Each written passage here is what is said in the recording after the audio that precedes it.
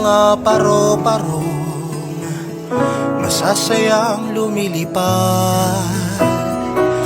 Masdan mo ang mga halamang sumasayaw dahil dito ka napadpad sa lugar kung saan ang ating imahinasyon ang siyang magbibigay ng kulay at inspirasyon sa bawat gamit na kala mo ay patapon. Dito'y lahat merong bagong pagkakataon.